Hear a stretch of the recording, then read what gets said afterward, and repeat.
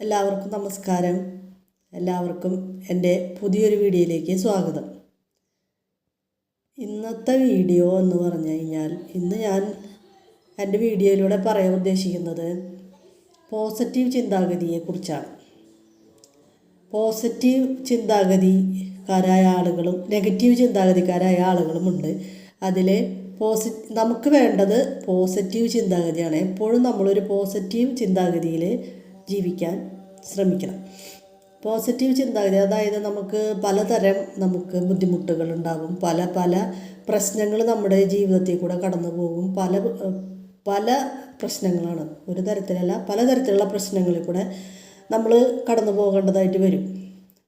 Positive ചിന്താഗതിയുള്ള ആളുകൾ എങ്ങനെയാണെന്ന് വെച്ചിട്ടുണ്ടെങ്കിൽ എന്ത് പ്രശ്നം ഉണ്ടായിച്ചാലും ആ പ്രശ്നത്തിനൊക്കെ അവർ പോസിറ്റീവ് ആയിട്ട് നേരിടും. ചിന്താഗതി പോസിറ്റീവായ കാരണം അവർക്ക് അത് പോസിറ്റീവായിട്ട് നേരിടാനുള്ള ഒരു കഴിവുണ്ടാവും. അവർ എന്ത് തന്നെ പ്രശ്നമാണെങ്കിലും ചിലവർ എന്തെങ്കിലും ഒരു നിസ്സാരം പ്രശ്നം ഉണ്ടാകുമ്പോഴേക്കും അവരാകെ തകർന്നു പോയി നിരാശരായി, അതേപോലെ ഇനി എന്തിനാ ജീവിച്ചിട്ട് കാര്യം എന്നുള്ളൊരു ചിന്താഗതിയിലേക്ക് വരുന്ന ആളുകളുണ്ട്. ഇനി ഞാൻ ജീവിച്ചിട്ട് കാര്യമില്ല, അല്ലെങ്കിൽ ആത്മഹത്യ മാത്രമേ എൻ്റെ മുന്നിലുള്ളൂ, എനിക്കിനി നാളെക്കുറിച്ച് എനിക്ക് ചിന്തിക്കാനേ പറ്റില്ല, എനിക്കിനി ഒന്നുമില്ല, എൻ്റെ ജീവിതത്തിൻ്റെ അവസാനമാണിത് എന്നുള്ള ചിന്താഗതി ഉള്ള ഒരു കൂട്ടം ആളുകളുണ്ട്. സെയിം കാര്യം ഈ പോസിറ്റീവ് ചിന്താഗതിയുള്ള ആളുകൾക്ക് വന്നു കഴിഞ്ഞാൽ അവരതിനെ നേരിടുന്ന ഒരു രീതിയുണ്ട്. പ്രത്യേകമായ രീതിയിലാണ് അവർ നേരിടുക.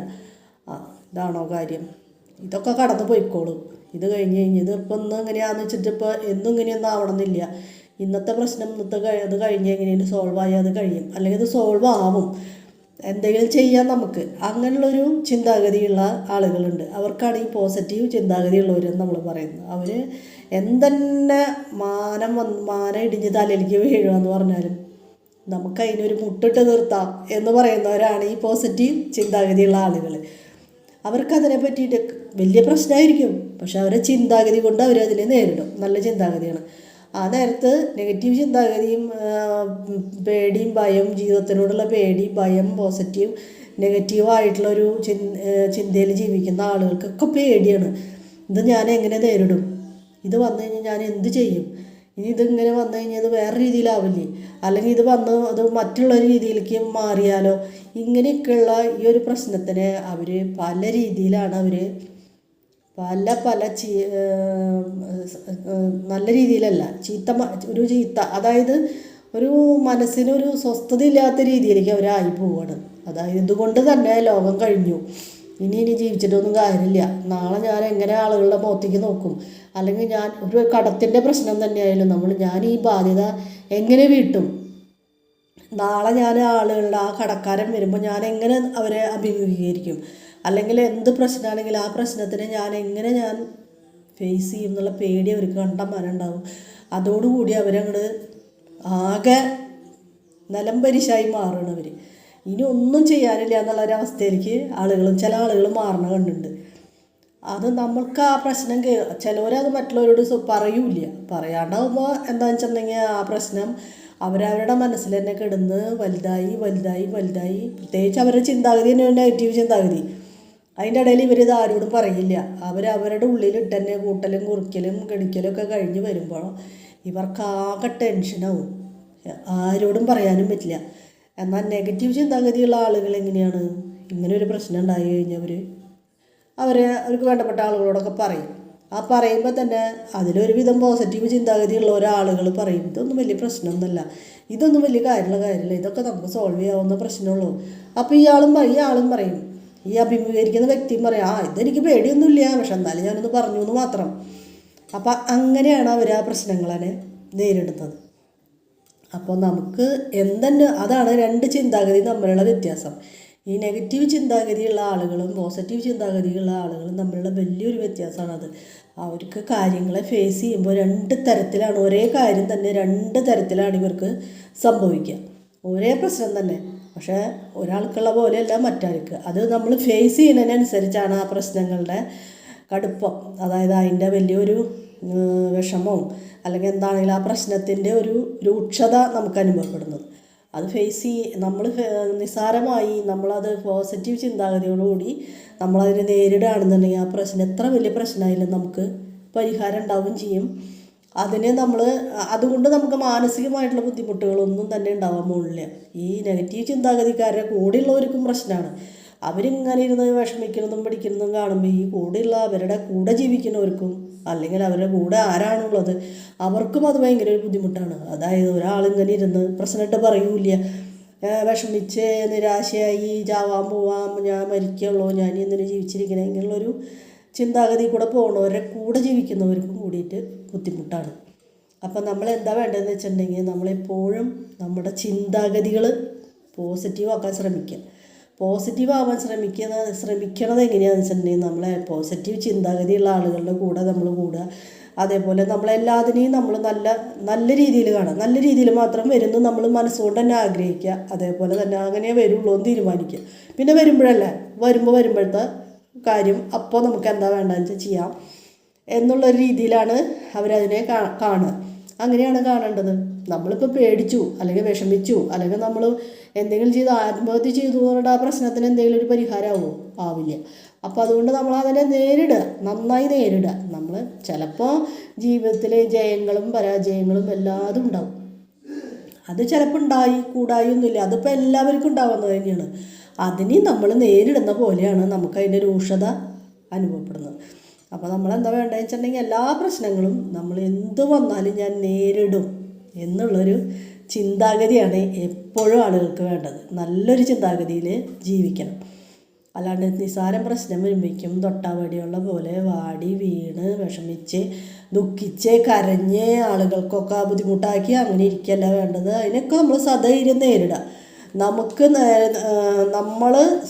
നമുക്ക് എന്തൊരു പ്രശ്നം വന്നാലും പിന്നെ താങ്ങാൻ കുറേ ആളുകളുണ്ടെങ്കിൽ അങ്ങനെയുള്ള ആളുകൾക്ക് പ്രത്യേകിച്ചൊരു തളർച്ച ഉണ്ടാവും. നമ്മളെ താങ്ങാനായിട്ട് പ്രത്യേകിച്ച് ആരുമില്ല എന്ന് കാണുമ്പോൾ തന്നെ നമ്മൾ ഒന്നും കൂടി ശക്തരാവുകയാണ് ചെയ്യുക.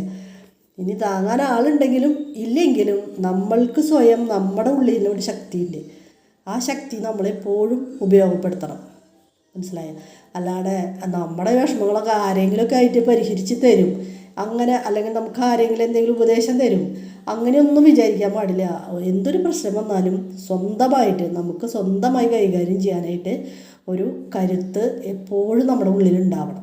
അങ്ങനെയുള്ള ആളുകൾക്ക് ജീവിതത്തിൽ എന്തെന്നെ പ്രശ്നങ്ങൾ വന്നു വെച്ചാലും അവരതിനെ നിസ്സാരമായിട്ട് നേരിടുന്നത് നമുക്ക് കാണാം. നിസ്സാരമായിട്ട് അവരതിനെ നേരിടും. ഇത്ര വലിയ പ്രശ്നമായിരിക്കും, പക്ഷെ അവരത് കൂളായി നിസ്സാരമായിട്ട് അത് നേരിടും.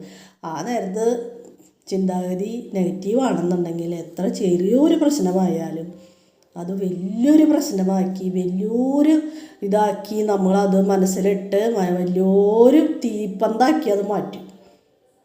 അപ്പം അത് അങ്ങനെ ഒരിക്കലും ആവാൻ പാടില്ല. നമ്മുടെ കുട്ടികളെ ആയാലും നമ്മൾക്കുണ്ടാവുന്ന നമ്മളങ്ങനെ ആയാലും നമ്മുടെ മക്കളെങ്കിലും ശരിയാവട്ടെ വെച്ചിട്ട് ഈ നെഗറ്റീവ് ചിന്താഗതിയുള്ള ചിലർക്കത് മാറ്റാൻ പറ്റില്ല.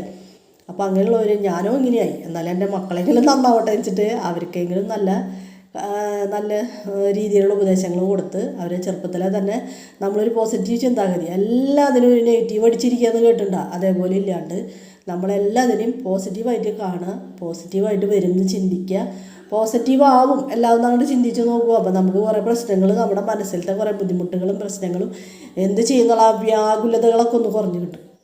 അപ്പോൾ വ്യാകുലതകൾ കൂടുന്തോറും നമുക്ക് പ്രശ്നത്തിന് പരിഹാരം കാണില്ല. പ്രശ്നത്തിന് പരിഹാരം കാണുകയെന്ന് വെച്ചിട്ടുണ്ടെങ്കിൽ പ്രശ്നം അവിടെ നിൽക്കുന്നുണ്ട്, നമ്മളിവിടെ മാറി നിന്ന് നമ്മളതിനെ എങ്ങനെ നേരിടണം എന്നുള്ളൊരു ചിന്തയിൽ നമ്മളത് സോൾവ് ചെയ്യാനായിട്ട് ശ്രമിക്കണം. അല്ലാണ്ട് നമ്മൾ മനസ്സിനെ മാനസികമായി ടെൻഷൻ അടിച്ചതായി കഴിഞ്ഞാൽ നമുക്ക് ആ പ്രശ്നത്തിനെ നേരിടാൻ പറ്റില്ല. നമുക്ക് ടെൻഷനുള്ള മനസ്സോട് കൂടിയിട്ട് ടെൻഷനുള്ള മനസ്സിൽ ഒരിക്കലും പോസിറ്റീവായിട്ടുള്ളൊരു ചിന്താഗതിയും പോസിറ്റീവായിട്ടുള്ളൊരു മാർഗവും അല്ലെങ്കിൽ ഇതിനെ സോൾവ് ചെയ്യാനുള്ളൊരു മാർഗവും ഒന്നും നമുക്ക് തെളിഞ്ഞു വരില്ല. അപ്പം നമ്മൾ എന്താ ചെയ്യേണ്ടതെന്ന് വെച്ചിട്ടുണ്ടെങ്കിൽ അതിനെ നമ്മൾ ചിന്താഗതികൾക്ക് വ്യത്യാസം വരുത്തുക, പോസിറ്റീവായിട്ട് നമ്മൾ ചിന്തിക്കുക. അതെല്ലാ കാര്യങ്ങളും ശരിയാവുമെന്ന് നമ്മൾ നമുക്കൊരു പ്രത്യാശ എന്ന് പറയുന്നത് എല്ലാതും നല്ലതിനാവും എന്ന് ചിന്തിക്കുക. അല്ലാതെ നമ്മൾ എന്തുണ്ടായിച്ചാലും ഇതൊക്കെ നശിക്കാനുള്ള പോക്കാണ്, അല്ലെങ്കിൽ അങ്ങനെയാണോ ഇങ്ങനെയാണോ എന്ന് നമ്മൾ വിചാരിക്കരുത്. അങ്ങനെ വിചാരിച്ചാൽ പിന്നെ നമ്മുടെ ചിന്തകളും ആ വഴിക്ക് തന്നെ പോകും. പിന്നെ നമുക്കത് അത് അങ്ങനെ ഒരു ചിന്തയിലേക്കാണ് പിന്നെ നമ്മൾ പോവുക. അപ്പോൾ അതുകൊണ്ട് അങ്ങനെയൊന്നും ഇല്ലാതെ എല്ലാവരും നല്ല പോസിറ്റീവായിട്ട് ചിന്തിച്ച് എല്ലാതും നെഗറ്റീവൊക്കെ ഉള്ളിൽ നിന്ന് കളഞ്ഞ് എന്തുണ്ടായിച്ചാൽ അതിനെ സധൈര്യം നേരിടാം, എന്തുണ്ടായാലും നേരിടും. അങ്ങനെ ഒരു ചിന്താഗതിയിൽ എല്ലാവരും ജീവിക്കുക. അപ്പോൾ നമുക്ക് എന്ത് പ്രശ്നം വന്നാലും നേരിടാനുള്ളൊരു കരുത്ത് നമുക്കുണ്ടാവും. മനസ്സിലായി? നമ്മളൊരു തൊട്ടാവടികളാവരുത് ഒരിക്കലും. നമ്മളെപ്പോഴും എന്ത് വന്നാലും നേരിടും, ഞാൻ എന്ത് പ്രശ്നം വന്നാലും നേരിടും, എന്തായാലും നേരിടണം, അങ്ങനെ ഒരു ഉറച്ച മനസ്സാണ് നമുക്ക് വേണ്ടത്. അപ്പം എല്ലാവർക്കും ഉറച്ചൊരു മനസ്സുണ്ടാവട്ടെ, പോസിറ്റീവ് ചിന്താഗതി ഉണ്ടാവട്ടെ, എല്ലാവർക്കും നല്ലതുണ്ടാവട്ടെ എന്ന് ആശംസിച്ചുകൊണ്ട് ഞാൻ എൻ്റെ വീഡിയോ അവസാനിപ്പിക്കുകയാണ്. അപ്പോൾ നിങ്ങൾക്ക് എൻ്റെ വീഡിയോകൾ ഇഷ്ടപ്പെടുകയാണെങ്കിൽ ഒന്ന് ലൈക്ക് ചെയ്യണം, സപ്പോർട്ട് ചെയ്യണം, ഒരു സബ്സ്ക്രൈബ് ചെയ്യണം. ഇഷ്ടപ്പെടുകയാണെങ്കിൽ ഇതൊക്കെ നിങ്ങൾ ചെയ്തോളൂ. Okay, by.